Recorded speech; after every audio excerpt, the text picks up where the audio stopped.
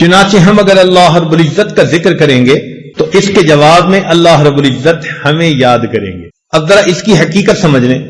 ہم تو ذکر کریں گے اللہ کا نام لے کر، اللہ کے ذریعے سے، مگر اس کے جواب میں اللہ تعالیٰ کیا کہیں گے؟ بندے بندے. نہیں، اس کا یہ مطلب نہیں ہے. دیکھیں، اگر آپ کو کسی افسر سے کوئی کام ہو، اس نے انٹرویو لینے، بچے کی اپوائنٹمنٹ کرنی ہے، تو آپ اس سے بات کرتے ہیں اور کہتے ہیں کہ جی اس دن ذرا میرے بچے کو یاد رکھیے گا. اب یاد رکھنے کا یہاں مفہوم اور ہے. کیا مطلب ہے؟ کہ جب آپ فیصلہ کرنے بیٹھیں گے تو میرے بچے کے حق میں فیصلہ کرنا. اللہ رب العزت کا یاد کرنا یہ ہے کہ بندہ اللہ تعالیٰ کو ذکر کے ذریعے سے یاد کرتا ہے. اللہ تعالیٰ اپنے بندے کو نئے نئے اعمال کی توفیقیں دے کر یاد کرتے. اللہ اس بندے کے راستے کھولتے ہیں، فیصلے اس کے حق میں کر دیتے ہیں. اس کے لیے خیر کے فیصلے کر دینا یہ اللہ کا یاد کر رہا ہے. اس لیے فرمایا فاذکرونی اذکرکم، میرے بندو تم مجھے یاد کرو میں تمہیں یاد کروں گا. توجہ فرمائیے، فاذکرونی اذکرکم، میرے بندو تم مجھے یاد کرو میں تمہیں یاد کروں گا. کیا مطلب؟ میرے بندو تم مجھے فرش پہ یاد کرو گے، میں پروردگار تمہیں عرش پہ یاد کروں گا.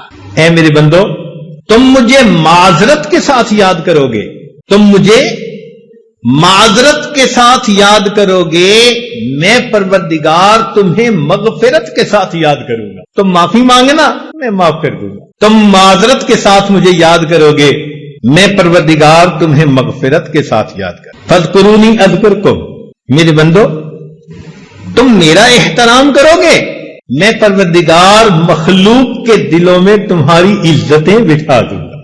کہتے ہیں بشر حافی رحمت اللہ علیہ شراب پیتے تھے، غفلت کی زندگی تھی. ایک دن جا رہے تھے، انہوں نے ایک کاغذ کے اوپر اللہ رب العزت کا نام لکھا دیکھا کہ کاغذ زمین پہ گرا ہوا تھا. ان کے دل میں خیال آیا یہ اللہ کا نام ہے.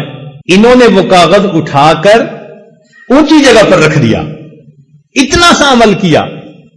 اللہ رب العزت نے وقت کے ایک ولی کے دل میں الہام فرمایا کہ جا کر بشر حافی سے کہہ دو کہ تم نے میرے نام کی عزت کی، اس کے جواب میں تمہارے نام کو پوری دنیا میں عزت عطا فرما دوں. تم نے تو پاؤں سے اٹھا کے سر تک میرے نام کو پہنچایا، میں تمہارے نام کو فرش سے اٹھا کے عرش تک پہنچا دوں.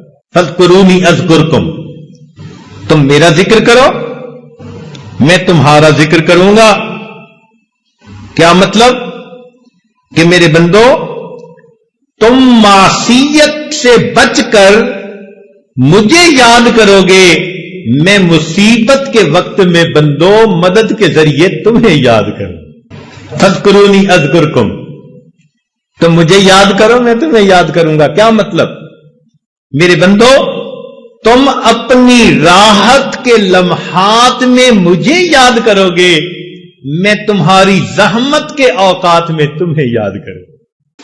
فاذکرونی اذکرکم، میرے بندو تم دنیا میں نرم بستروں پر لیٹ کر مجھے یاد کرو گے اور میں پروردگار قبر میں تمہارے لیٹتے وقت تمہیں یاد کروں گا. تو یہ ذکر انسان کے لیے شفا ہے.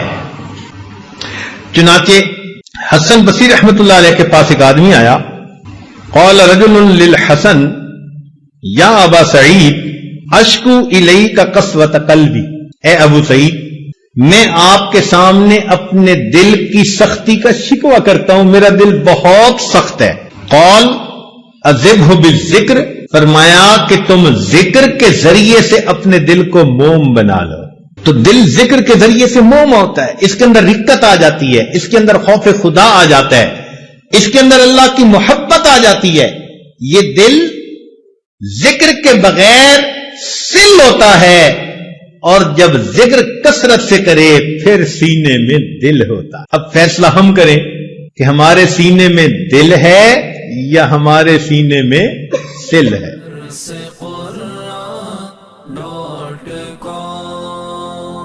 www.darsequran.com